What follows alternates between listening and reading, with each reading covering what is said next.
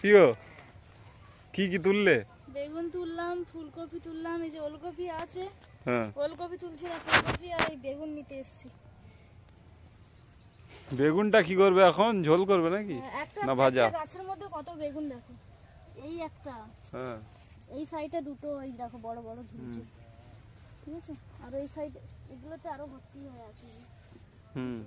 তো সব সময় তো বাইরে থাকো, কিনে খাও, এখন টাটকা তাজা তুলে তুলে বাগান থেকে খাও। সত্যি এই গাছটা কি বড় বেগুন ঝুলছে, এই বড়। আর ওলকপি গুলো দেখো কি বড় বড় ওলকপি। এখানে লঙ্কাও আছে।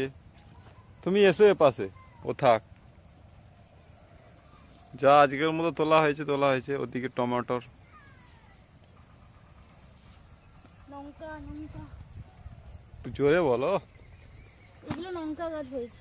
লঙ্কা লঙ্কা হচ্ছে, একটা ফুটে গেছে। নাও, কাঁচা খাবে যদি। তুলতে পারলে না কেন? তুলে ফেলেছে। পাতাগুলো ছেড়ে গেল। তুমি এখনই কাঁচা খেয়ে দেখাও তো, কাঁড়স মাড়স করে। এখন কাঁচা এইভাবে খাওয়া যায়? মাটি মাটি লেগে আছে। হ্যাঁ, লঙ্কা তুলবো। আরে লঙ্কা, ধনে পাতা। ধনে পাতাও নেবো।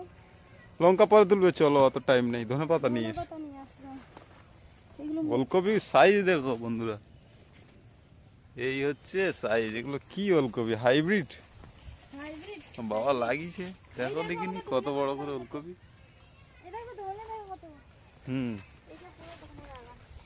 তো নাও, তোলো, অল্প করে নাও। বাগানে থাকলে যখন খুশি এসে তুলে নিয়ে যেতে পারে নাকি? কদিন থাকবে, খেতে তো হবে এক এক করে। আর ধনে পাতা চাটনি বানাবে? হ্যাঁ, চাটনি খেতে ভালো লাগে। কি কি লাগবে তাহলে? মিক্সিতে তুমি মাছ থেকে তুলছো কেন? ওইখান থেকে এক ধার থেকে তুলবে তো। হ্যাঁ, তো ওই তো নিলাম। তাহলে এখন কি রান্না হচ্ছে?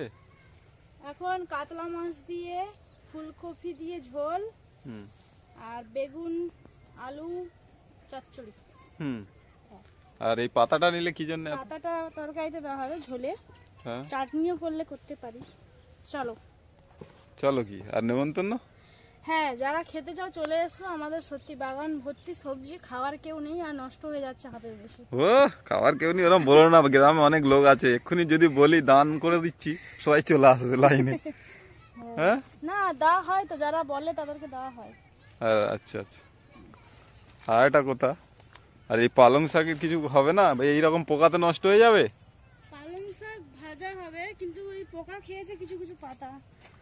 এই যে, তাও ঠিক আছে, কিন্তু বেছে নিতে হবে। পালং শাকের তো পকোড়া বানাতে পারো টিফিনের জন্য। এটা নটে খাড়া।